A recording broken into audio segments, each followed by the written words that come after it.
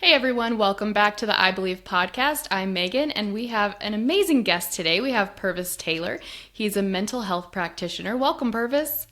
Thank you for having me, Megan. It's such a pleasure to be here.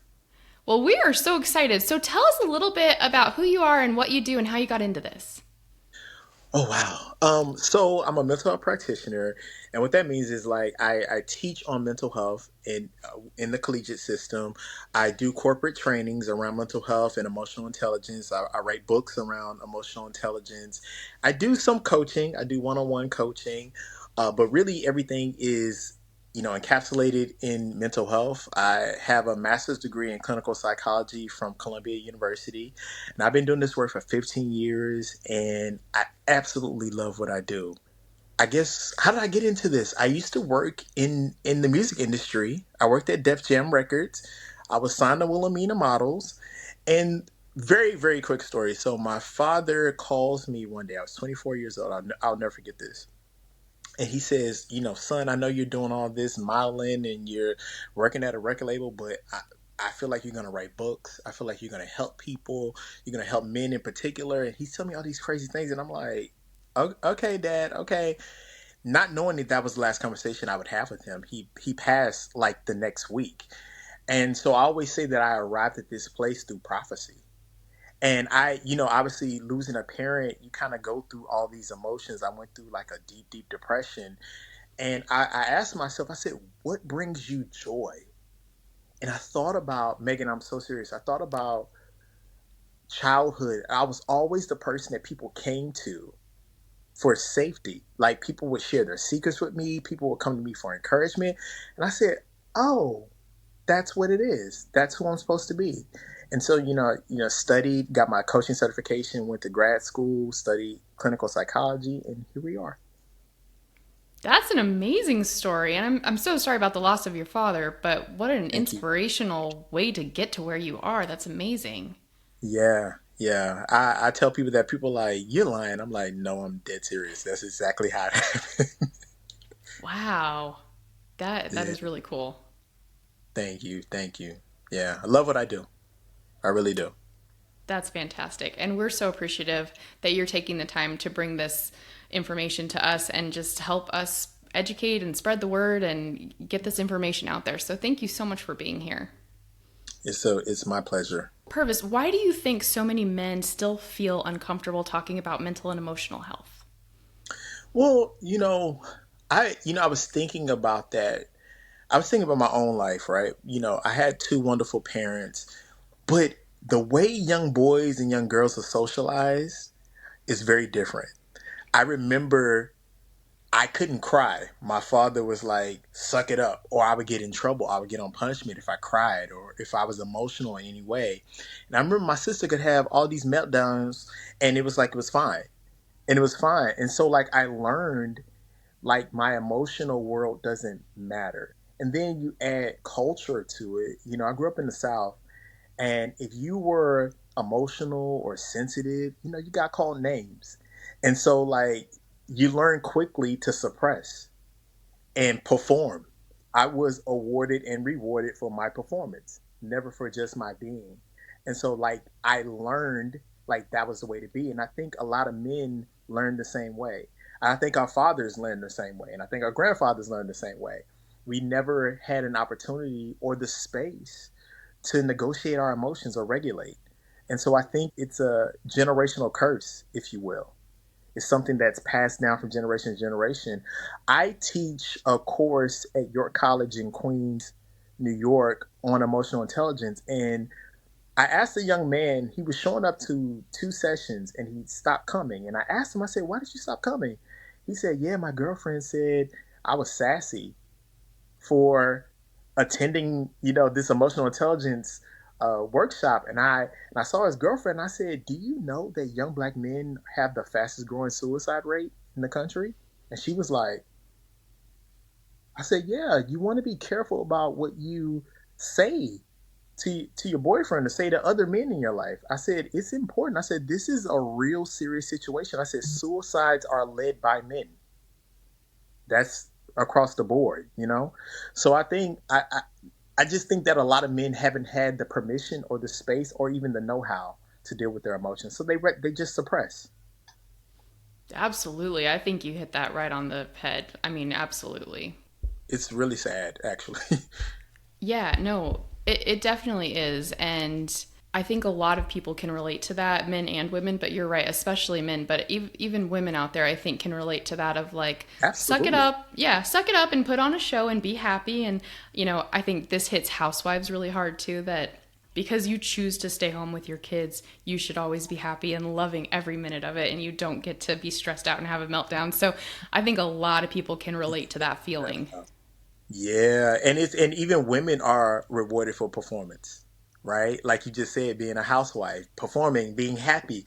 So I think it's something that we both share, but I think in general, men are just not communal when it comes to expressing our emotions in our emotional world, whereas women tend to be more, which is why women tend to heal quicker in given those situations more than men. And a fun fact, I don't know if it's true now, but at one point it was true. Women on average speak 30,000 words a day. Men on average speak 10,000 words a day. And if you think about therapy, therapy is an exchange of words. We heal through our words, right? So the more descriptive, the more you can name something, the more you can be truthful, the more you can explore something, the greater your healing will be. And if you think that men only speak 10,000 words a day, that tells you a lot about why we're not healed in the way that we should be, you know? Yeah, I totally believe that. And I think it's a comfort level that you're not going to talk and open up if you're not comfortable. And so it goes right back to what you said about if being vulnerable is not okay, then you can't go there. Absolutely. And I think, one of the things that I teach, Megan, to men, not even just young men, and to people, is that vulnerability is really a superpower. It's a strength, right? And I think that we don't view it that way because when we think about vulnerability, we think about risk, but we never think about reward. Think about this. In order to be in love, right, you're risking getting your heart broken. In order to have success, you're risking having failure, right? But you concentrate on reward in those aspects. We never think about that when it comes to our mental health or our emotional health, the reward that we can actually get the help that we need, you know Yeah, I think that's a great way to look at it. I mean, it's one of those things that you just don't really think about until someone points it out. And then you're like, oh, yeah, like that makes sense with everything in life. yeah, it Yeah. does. And I understand why men and humans in general, why we are afraid of vulnerability, because we've been hurt, right? We've been betrayed. We've been, you know what I mean? We in spaces that we thought were safe and we found out they weren't safe. So I understand it, but you have to ask yourself, does staying the way I am I okay with staying in this pain and this turmoil? Or is it worth potentially I cannot feel this way anymore? Yeah. And do you feel like the ego plays into that as well? Absolutely. Absolutely. The ego, and that's why a lot of times people don't get help. A lot of men don't get help because our ego. Like, what? There's nothing wrong with me. And I often tell, it's funny, I tell, wives, I said, like, don't ever tell a man he needs this because it makes it seem like he's broken and that you're perfect and everything's wrong with him. And I just think that it's important for us to, come to a space of understanding that we're all struggling. We're all going through. We all need help. We all want the same things. You know what I'm saying? Like, if you really Yeah. think about it, Megan, we all want the same things. Right. Okay, so you often talk about unlearning unhealthy ideas about masculinity. Hmm. What does that mean and what does that look like? Oh gosh, it. I always remember growing up. I would watch TV. I watched the Golden Girls, right? And they always like I like the strong, silent type, right? And now that you're older, you realize that the silence is what's killing us. And so unlearning that we can't be verbal or vocal about what we're feeling is something that absolutely needs to be unlearned. Because I always say only what you confess can be healed. And so as men, we have to unlearn that we just gotta suck it up and keep it moving. Now there is a time and place, and I think that's for everybody where you have to like kind of like tuck your emotions away for a little bit so that you can get through what you need to get through, but don't leave it tucked away. address them, experience them, feel them, process them. And so like that's the one, I mean, there's many things, but the first thing that came to mind is like silence. No, we need to talk about what we're feeling. And that's the most important thing. Like I try to teach men how to develop an emotional lexicon because we're more than just mad, happy, sad. There's so many ranges of emotions and feelings and experiences within that. And so I think the biggest thing is for us as men to unlearn being silent. Yeah, I know that for me, even though I'm a woman, that's super hard because the more Yeah. upset I am about something, the less I want to talk about it. And Yeah. so it is like an uncomfortable thing that you have to, like you said, figure out, is it worth it? Is it worth the reward of healing to go through this uncomfortable, icky conversation that I don't want to have? But Megan, honestly, and that is the result of trauma that's built up over time when we get to a space of just uncomfort, right? Because I'm the same way. But when I realized, when I said, oh, Purpose, you have to really spend time with yourself. That's another thing too, like us being introspective, teaching men how to be introspective, like not check in with yourself. Like Megan, I struggled for a long time with people not keeping their word. Now, obviously, nobody likes that, right? People who not keep it. But for me, it was like gut wrenching. And once I really sat with myself and explored, I said, Purpose, why is this such a big deal for you? And I thought about when I was 5 years old. My father said he was going to take me fishing. And he said I had to get up at 4 o'clock in the morning. So I'm 5 years old, Megan, getting myself up at 4 o'clock in the morning. My father did not come home that night. He would do that. My father had a drug problem and functional drug addict and things like that. So sometimes he would be like amazing, and then sometimes he would be absent and just weird. And this particular time, he didn't show up. And I said, "Oh, that's the origin story of why I take it so personally." You That's know? that's so cool that you could figure that out. I mean, I think you're completely right. Like when you can figure those triggers, like for mine, I figured out I get afraid of being in trouble. I don't want to have a conversation if I think someone's going to be mad at me. And Oh, so yes. it did take a lot to figure that out for myself. And working with Yeah. someone else, like I didn't figure it out on my own. I had to work with Yeah. someone else and they had to get me there of what exactly is this trigger. And it is, I don't want to be in trouble. And not necessarily like I'm going to be Right. grounded, but like somebody will be mad at me or yell at me or there's going to be a conflict. I always say, Megan, that people oftentimes don't confront or tell the truth or really confront a situation because they're afraid of that, right? But not realizing that it's at our expense. Yeah. Because you hold it in and then it festers within you and it definitely is worse. Yeah. Yes. I relate it to like, and this just happens to fit this situation, but I relate this to anything in life. It's like doing the dishes. You don't want to do it, so you put it off. And then all of a sudden it gets worse and it gets worse and it gets worse and you stress about it. And then when you finally do it, it's horrible because it's built up. Where if you would have just done it in the first place, you would have had a relaxing, enjoyable day because you wouldn't have had to worry about it. It would have been easy. It would have only been one round of dishes instead of 4 days worth. And so I always Yeah. relate that to doing the dishes with, I mean, you can apply it to anything in life. Yeah, no, I told people, and it's public, so like I'm not shaming him, but I look at Will Smith and what he did to Chris Rock. I often tell people like that wasn't that moment. That was years in the making. That I'm was years of sure. not doing dishes. You know what I mean? That was Yes. years of not doing the dishes, and then all of a sudden you have a room stacked full of dirty dishes, and of course you're going to explode. And so Yeah. that's the thing. Is like I don't want any of us, men or women, and even though my program is for young men, women Mm-hmm. attend the sessions as well because I want everybody to be healthy and whole. Like I don't want us to have those experiences where we just lose it or we snap when it could have been prevented if we just would have dealt with the issue as it occurred instead of suppressing it. Oh, I love that. I think that's so important. I mean, men, they explode. We explode when we don't. I will never forget this, Megan. One time, my first job in New York was in music publishing, and I grew up being bullied. I was bullied. I was emasculated. I dealt with sexual abuse, like a lot of things growing up. And I remember my coworker. She just triggered me, Megan, and I went completely off, almost kind of like Will Smith. But it wasn't her. She didn't deserve that. Who deserved it were the bullies, were the people who abused me, the people who emasculated me. And I took that one moment to take liberty. And that poor girl, I apologized to her later. I deeply apologize. But she didn't deserve that. She did deserve something, some of it, but she didn't deserve all of what she got.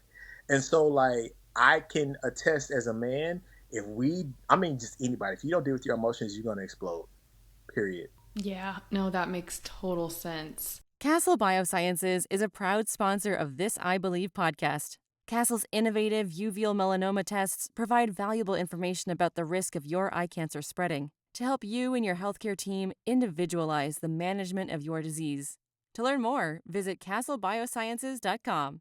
Another thing I wanted to ask you about is emotional fitness. And I feel like that kind of segues right into this is like, okay, so we realize the problem and the triggers. How do we then get the emotional fitness? How do we get there?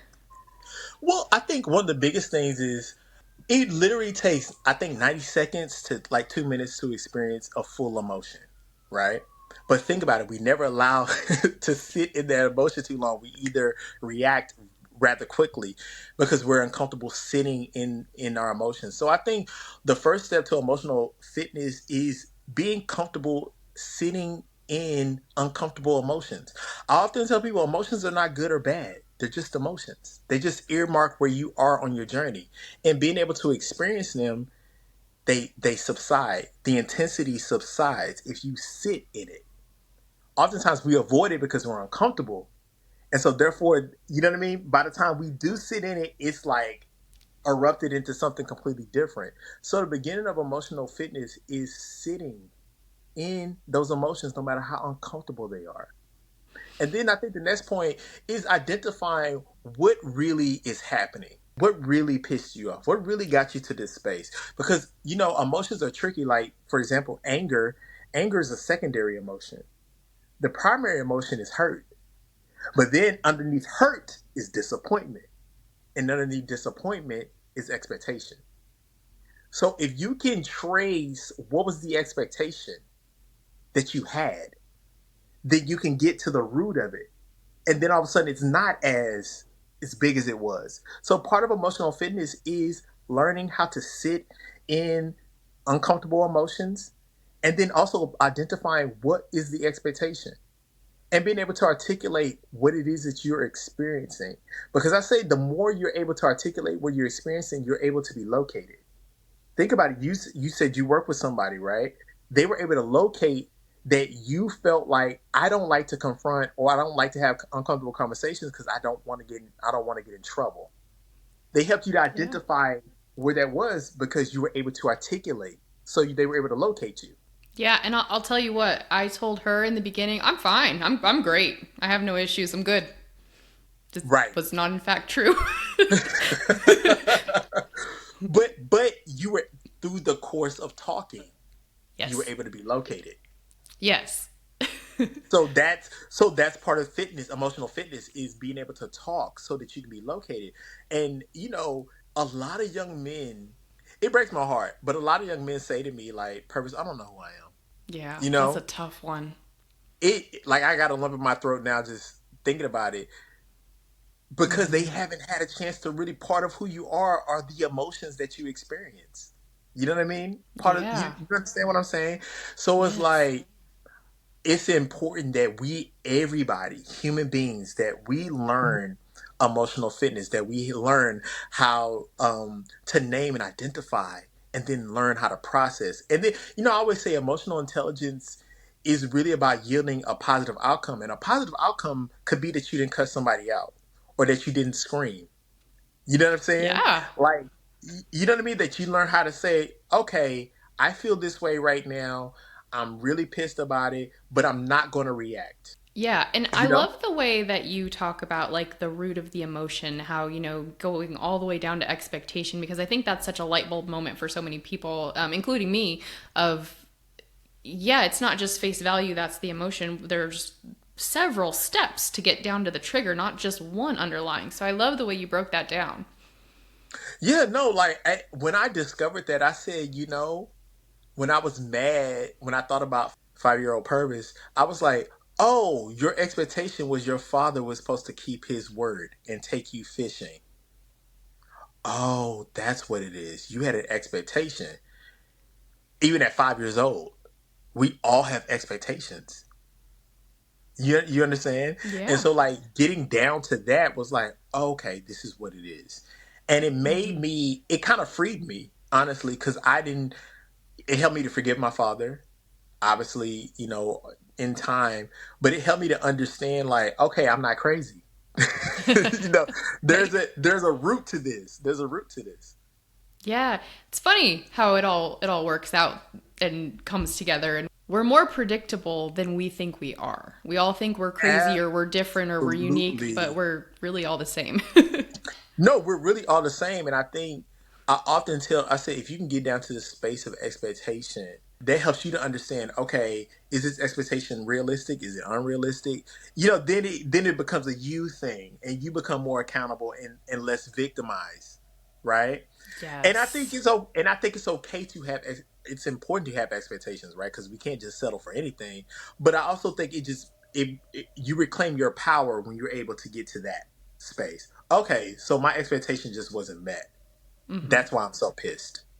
And what do you think about like verbalizing what your expectation is to the other person, maybe to I advocate for yourself?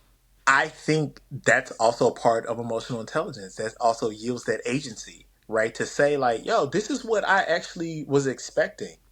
And I think oftentimes, think about this, Megan. People have been mad at you. People have been mad at me for expectations that you and I didn't know anything about.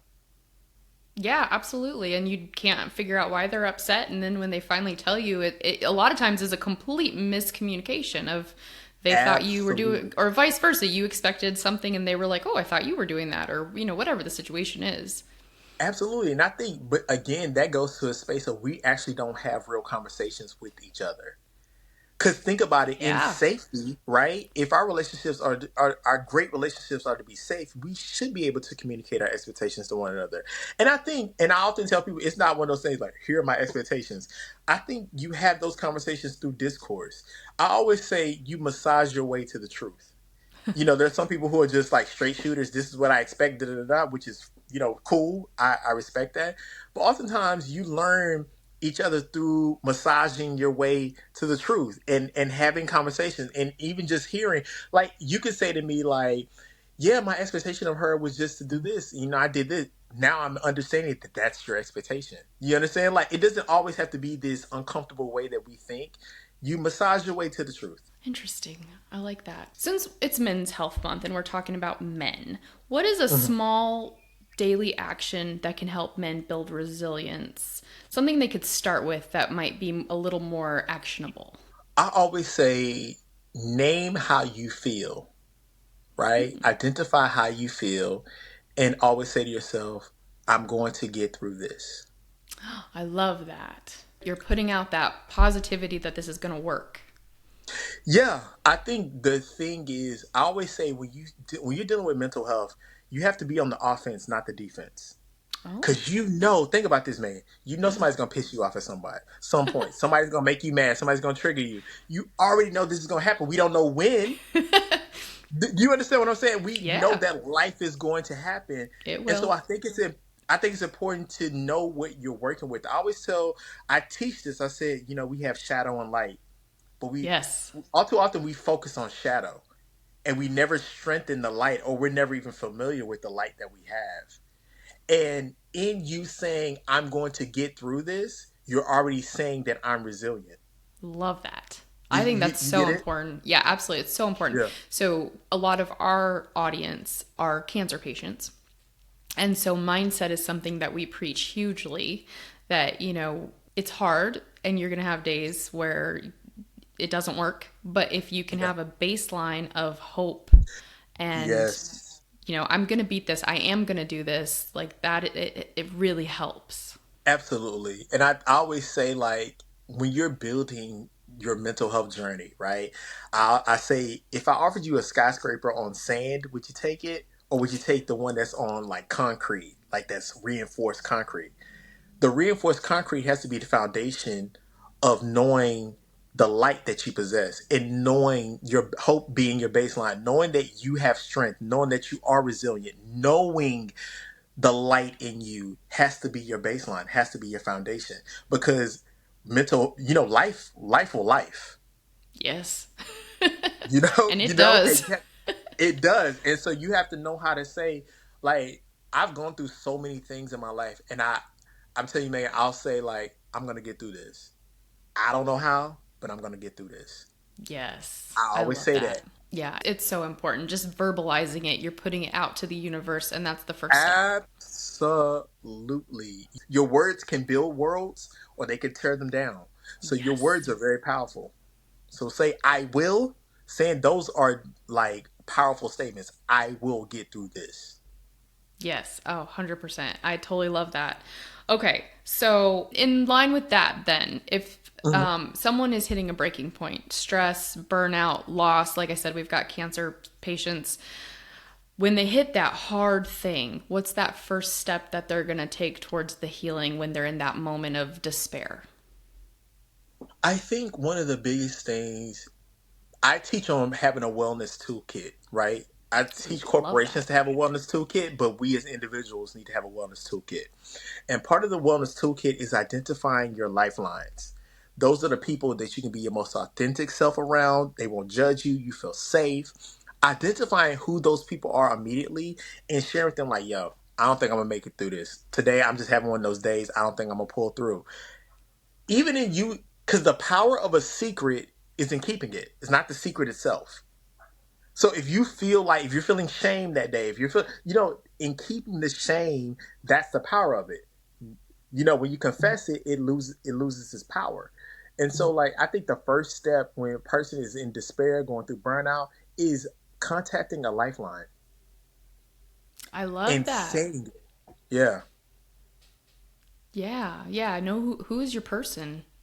Who's your person? And I always say, like, have several, right? They could be your therapist, they could be your pastor, they could be your friend, cancer patient, it could be the doctor. It could, but identify somebody where you feel safe to say, like, this is what I'm feeling right now.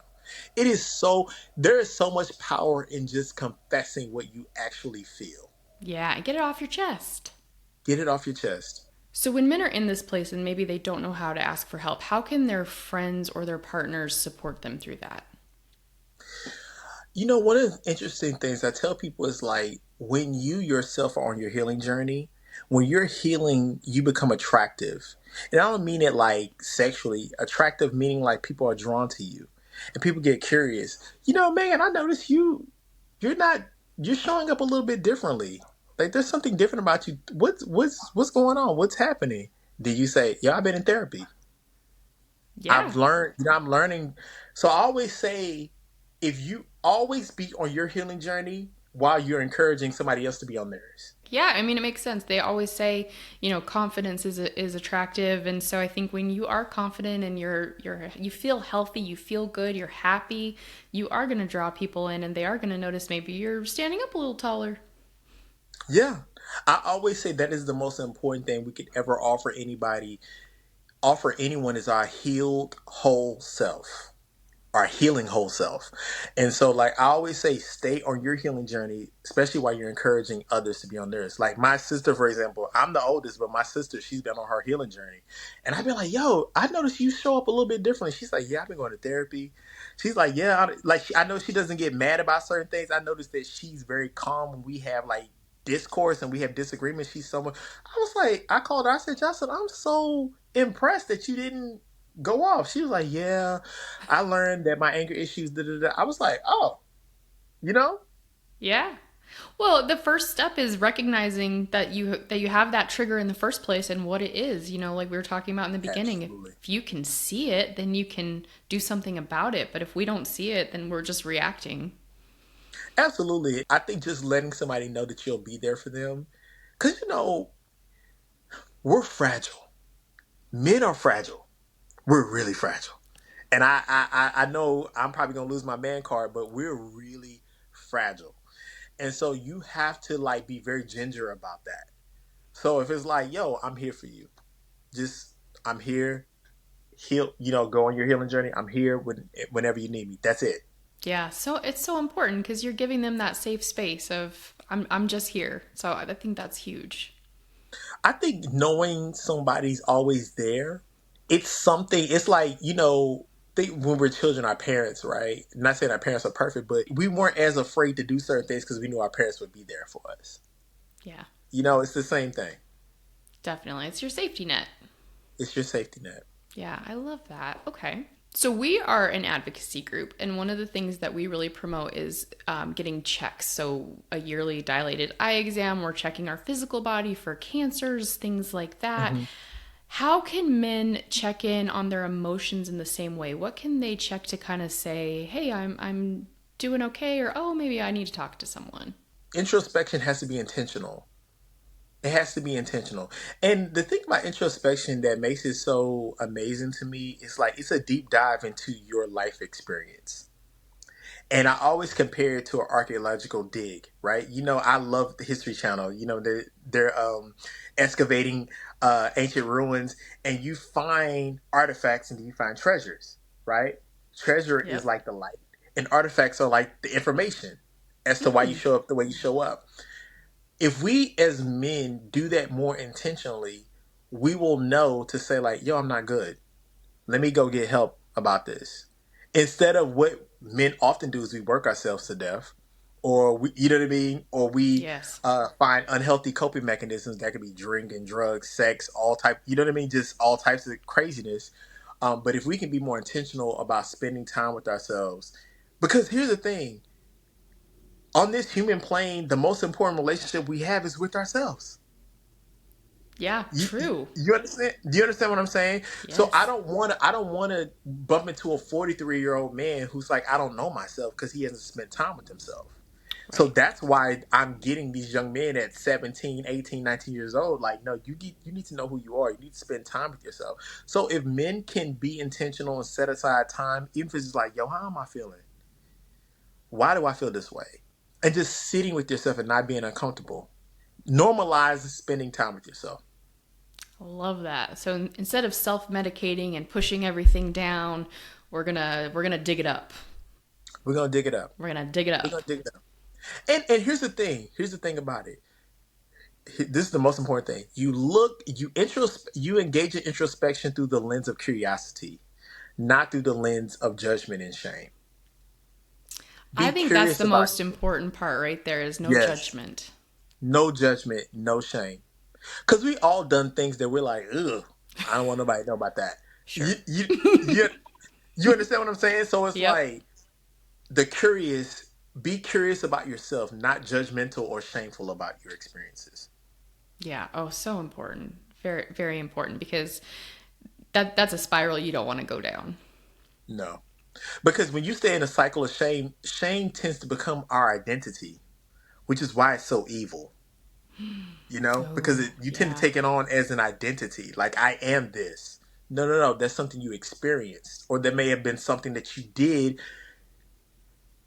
We all have done things that we're not proud of, right? But it's not Yeah. the totality of your existence. And so that's why it's important to look at it through the lens of curiosity and not shame. Yes. So my person that I work with calls that faulty beliefs. When you say, I Yes. am this, I am that, you're not. Those are faulty beliefs. They're not real. You're creating it. Yeah, absolutely. I like that. Faulty beliefs. Faulty Absolutely. beliefs. Yep. Okay. And some of them come from, like you said, when your child is maybe it was completely innocent on your parents' part. Maybe they just were busy working one day and they didn't watch you dance in the living room and you got super offended. That can trigger a faulty belief of I'm not good enough in that one innocent moment that nobody really did anything malicious and it was, surface level nothing. That can trigger that faulty belief that then when you're 40 you're trying to figure out where does this come from, why do I think I'm not deserving of attention or whatever it is.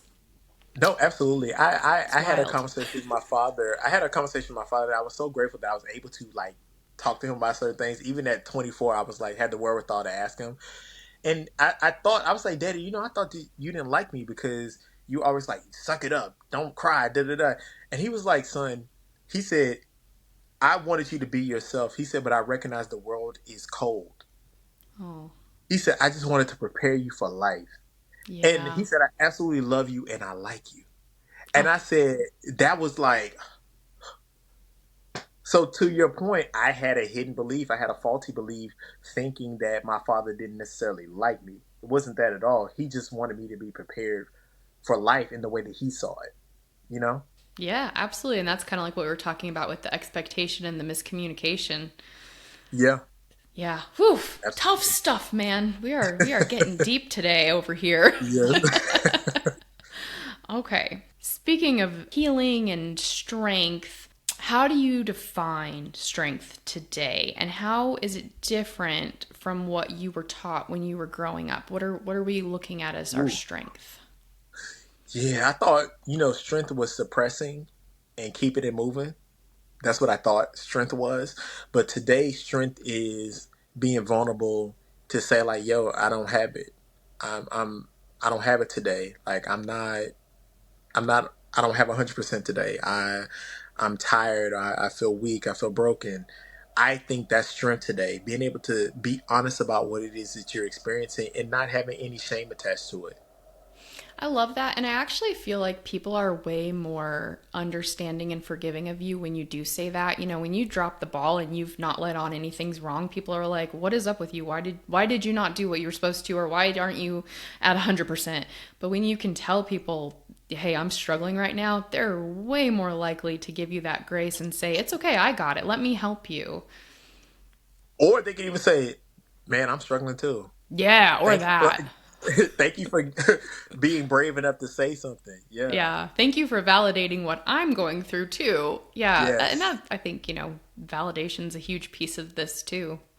Yeah. Everybody in some way, shape, or form, even the billionaires, because I've coached millionaires, celebrities. They all go through. It just looks different. Yeah, absolutely. Because, like we said before, we're all the same. We all have these same basic emotions.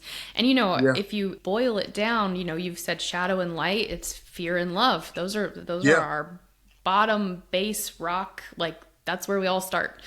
So Yeah. we are the same, and we are living the same experiences, even though they do look different, but those emotions, they're all the same. Yeah. Oof. Emotion. I say oftentimes that emotions are not evidence of the truth, but they are the truth of our experiences. Oh, I like that. Because think about, what I just said about my father. Emotionally, I thought that my father didn't like me. But Yeah, then the truth was he just wanted me to be prepared for this world. right. But Yeah, emotionally, the truth, that's what it felt like. that was your truth. That was my truth. So there's Right. felt truth and then there's the truth. Yes. Oh, that's so interesting. And, again, with the miscommunications, yeah, if you can talk and say the uncomfortable thing and open the dialogue, maybe you can figure out that the conflict you're having with someone is really a miscommunication. And maybe it's not even a conflict in the first place. I can say I have had friends and family members who I've been on the sidelines watching them fight and saying, like, you guys are not fighting over the same thing, right? And Yeah. it's when you're on the outside, you're like, you guys are ridiculous. You're not even talking about the same thing. What is this? But when you're in it, you can't see it sometimes. Absolutely. Absolutely. That's why I said like and oftentimes, again, like you illustrated it perfectly, even with couples, oftentimes the fight that they're having isn't about that. It's about Right. whatever unaddressed thing you ain't dealt with, unaddressed thing she ain't dealt with. And it's colliding into this one moment. It's So about the dirty dishes. yes, it's about the dirty dishes. It's about the fact that you came home at 10 o'clock and you didn't tell me where you were. You know what I Yep. mean? Like it's yeah, Yeah. They're letting those things fester and they're going to bubble up. yeah. I think and there's a connection with letting things fester and illness, and you Yes. know what I mean, the psychosoma connection, and Yes. and that's also really the reason why we should do this because I want us to be as healthy as possible. Like this generation, because we have technology and things like that, we're so dependent on technology. We're not really taking care of our health as much as we should be. We're arguing with bots online. You know what I mean? It's all this craziness happen, and it's like all that's connected to our health. That psychosoma connection is very real. Oh, it is very real. And that we have talked about that, and we definitely believe that line of thinking because They will tell you right off the bat, stress is bad for your health. So if an emotion can Yes, negatively affect your health, an emotion therefore should positively affect your health. So it is all related. absolutely. That's my personal belief. No, it's true. No, Disclaimer, I'm it's the not a truth. doctor. No, no, but you know what's interesting? When I was bullied as a child, I would get stomach aches. And they said Yes. for kids, that's where kids store their emotions in their bellies. Right. And so I would have stomach aches often as a child. So I know for a fact that it's connected. That you know what I mean? That's a real Yeah. thing. And I didn't feel Absolutely. safe. And I didn't feel safe to tell my mom or my dad because I didn't want to be perceived a certain way by them. And I didn't really tell. You know what I mean? So I just kept it Yeah. in. Oh, yeah, that's tough. So, Purvis, what is one belief about manhood or health that you wish every listener would challenge? What is like a big misconception? That men don't have feelings and that Yeah, we don't have an emotional world. We absolutely have an emotional world. absolutely. We feel a lot of things. We just don't share it. We feel a lot of things. Yeah. And that men that we are harder on ourselves than you can ever imagine. There's a lot of pressure on men. I mean, on Yeah. women too, but it's different. Men's pressure it's a different kind of pressure. Yeah. I remember during the pandemic, a lot of people couldn't work during the pandemic. Hmm. And I was on a Zoom with a bunch of fathers and they were just devastated that they couldn't provide for their families financially. And I said to them, I said, "But you get to provide, emotionally." And they were like this, like deer in headlights. I was like, "But you can provide something. You can provide safety for your children. You can provide attention and presence for your children, allowing your children to process and bond with you in ways that you never got a chance to do when you were working." Right. And so, like that moment, that moment, they were like, at the end of the conversation, they were like, "Wow, I never, it was never even crossed their minds." Um, we want to provide, we want to be known as a good man. Every man, regardless, wants to be known as a good man. I think that there's so much put on men in responsibility and yeah, providing and being the head of the house and leading and those are all kind of the stereotypes that are put on men and that's a big role to fill. Absolutely, and even if you like, for me, like my family looks at me like the black sheep, like I'm like this free spirited. That's a lot of pressure on me because it's like no purpose. You should be doing this. You should have a 9 to 5, and you should be da da da da da. And it's like I'm not, but I'm being my most authentic self. And it's like I'm not in some of my family's eyes. I'm not allowed to do that because Hmm. only girls can be free spirits. Boys can't be free spirits. Yeah. So it's a lot. It is, and it's funny because I think you said free spirit, but also creatives. I think a lot of women are thought of as like artsy and creative, but there are some amazing men who are, artists, musicians, all the things, Yeah, and they need that room to be creative too. Because I'll tell you what, I am a creative person, and when you try to put a creative person in a role of someone who's not a creative person, we don't function well. And I will tell you, I can yeah, attest to that because, and I can too. yeah, and I didn't beat myself up, but I stressed about I'm not structured enough. I'm not this enough. I need to be more responsible. Why am I so flaky? Why am I all these things? And then I realized I'm a creative and I'm a little out there. And I need to play to my strengths instead of trying to fit myself in a box that is somebody else's strengths. Absolutely. And I Yeah, think that's healthy. And I'm happy that you arrived there. I I've just did. arrived there. I just Well, arrived there recently within the as last couple well of for years. me too. And I'll tell you what, Yeah. it was funny, not to get like too into the crazy woo woo or anything, but Yeah. um I took an astrology class just for fun. I didn't even know if I believed in astrology, but I was like, this will be fun.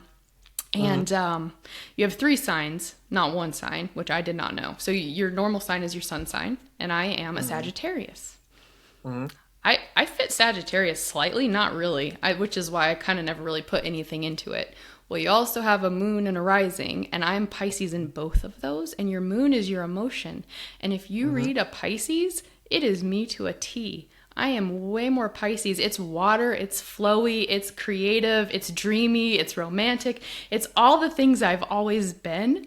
And it just, not that, not to justify it, but to understand it and It then use offers it. insight. It Yeah, it offers offers insight. Yeah. insight and to use it to my benefit, but to have something that backed up why I'm the way I am in a positive light was kind of huge for me. And again, I didn't realize this until I was 40, but I was like, oh my gosh, instead of just, looking at myself in a negative way of I'm flaky and I'm not, structured enough and I can't remember things, look at it as I am very artistic. I'm, a free spirit. I'm very, all these other positive things. And so that was, I think, just allowing myself to see myself differently and the strengths of what I could do. Absolutely not. And the same for me. I had somebody prophesy to me. She said you're a bird. She said you just fly. She said people do not understand it. She said but you understand it. And I was like I do. She says you got to stop beating yourself up because you need to embrace that you're a bird. You just fly. You fly. And she said it's not like you don't have success and you don't have all these receipts of success and all these things that you've done, but for you it's about the freedom. And I was like, "Oh my gosh, you're right." I She said you'd rather. She said you structure. She said you crumble in structure. That's me. I can't do Yeah. structure. I cannot do it. And you're a bird, I'm a fish. I'm all water Yeah. signs and flow and I'm a fish. I need to be just flowing in the tide and I thrive and I can do amazing things. But you put me in a box with structure and I think I'm stupid. And it took me a lot of years to understand that. So anyone Yeah. listening, please be Yeah. inspired by what we're saying of if you feel like you're just not measuring up or you're just not enough, maybe you're just in the wrong box. Maybe you're a bird or a fish or something else. Yeah. Yeah. No. Absolutely. No. Absolutely. And I think it's important that we again know that we have shadow and light. You always learn to manage the shadow, but you learn to strengthen the light. And I think oftentimes we're too shadow focused and we're not light focused. And I think when you are light focused, you discover more light. You discover more great things about you. You learn to manage that, right? Like, yeah, I know I'm sensitive. I know I have all these things, but all these things I have going on over here, the light is so amazing, and you can achieve more from light than you can from shadow. Focus on the positive and what you can do, not all the things you can't do. And I think that that is huge. And allow yourself to find your strengths and be who you are and not just, society Yeah. norms. So yeah, from two creative, crazy people over here. Not that you're crazy, but you know what I mean. Yeah. Absolutely. Aura Biosciences is a clinical stage biotechnology company focused on developing precision therapies for solid tumors that aim to preserve organ function. Our lead candidate, Belsar, is currently in late stage development for primary choroidal melanoma and in early stage development in other ocular oncology indications and bladder cancer. Our mission is to grow as an innovative global oncology company that positively transforms the lives of patients. For more information, please visit us at aurabiosciences.com. Purvis, if you could give men one key message for Men's Health Month, what would it be? Gosh. If I can give one message. Okay, this is something I often say to everybody, but I'll say to men. Life happens to you, but life happens from you. If you focus always on life happening to you, you become victimized. But if you focus on life happening from you, you become empowered. That's So amazing. even though you may be struggling and you may have real legit issues and real legit diagnoses, there's so many people who have diagnoses and they are thriving. You Yeah. understand? So what you tend to focus on matters. I've been through a lot of things that I should be the world's biggest victim. but the things that have come from me have overshadowed what I've experienced. Yeah, it's up to you to take it and make something out of it. And you can have a victim complex, or you can make something great and help other people. And I love that you're doing that and finding your way in that and inspiring others to do that. Thank you. I don't want anybody to go through what I've been through. Up until a point, right? Life has been, Yeah. I've been okay, but like just my rearing, my upbringing was so crazy. I don't want, even if you do experience the things I experienced or even worse, I want you to know that that's not the final, that's not the end all be all. There's more. If you continue to persist and become more resilient, things will open up for you. I'm a witness. I love that. Yes. Okay. So, where can listeners connect with your books, your coaching, your upcoming projects? Where can we follow you?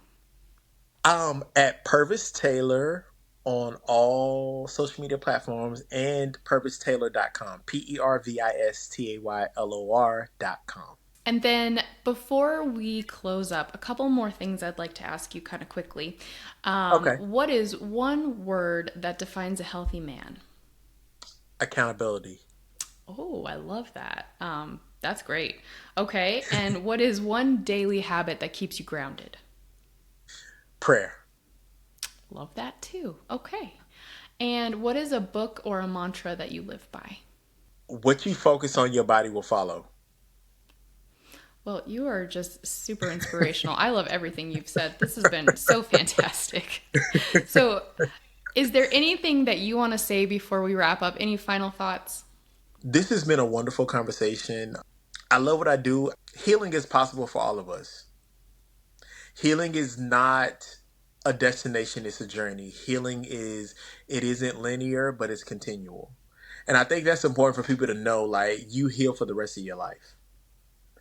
And I just want people to know that. So it's not like I went to therapy for a month or 6 months. No, you may be cool, but there'll be some more things. You know what I mean? Like, it's an Yep. ongoing process. So it's not a destination, it's a journey. Yes, because as soon as you think you're good, something else will happen that'll trigger Yes. something, and then you'll That realize you didn't either, know. yeah, Yeah, there's a whole nother issue you weren't aware of. absolutely. Oh, I Absolutely. love that. All right. Well, thank you so much for being here. We really appreciate your time and all of this wonderful knowledge, and we're just very, very grateful for you. So thank you. Thank you for having me. I'm honored. Absolutely. And to all of our viewers, thank you for watching, because we couldn't have this podcast without our viewers. So you guys coming and watching, it means the world to us. Please continue to subscribe, like, and comment. Please follow all of our socials and like and comment on our posts as well. The more interaction we have, the better this all functions. It really, really does help us. And a gigantic thank you to our sponsors. None of this happens without the sponsors. So if you like this free education that we're bringing to you, please check out our sponsors, check out their websites. They're fantastic and they're doing wonderful things in our community. We are incredibly grateful for our sponsors. Next, please go to acureinsight.org. Up at the top, there is a button to click on for our newsletter. Please join the newsletter. We send a newsletter out at the end of the month with all of our updates and things that are important. And then we send an occasional email here and there if it's like a pharma update or a clinical trial or something that we think is really relevant. And then check out our Zoom every Tuesday night. There's a room for regular and a room for metastatic. So you can choose the room that's your comfort level and connect with some other OMIs and find a buddy. We also have our Cure Companions program. You can join that if you're new and you want a veteran buddy to be paired with. Or if you're the veteran, maybe you'd like to donate your time and mentor someone who's new to the community. So check out Cure Companions. And then we've got 5Ks coming up. The new 2026 5Ks have just been announced. So please check that out. And join us at some of our events. Rare Disease Day is coming up in February. So we will be in DC on Capitol Hill towards the end of the month. So keep an eye out for that. We're going to have more information on that soon. And Swing for Sight is coming up this spring. That's our annual golf tournament in Napa. So we've got lots of events coming. So keep your eyes peeled. Sign up for that newsletter. And we will see you all next week.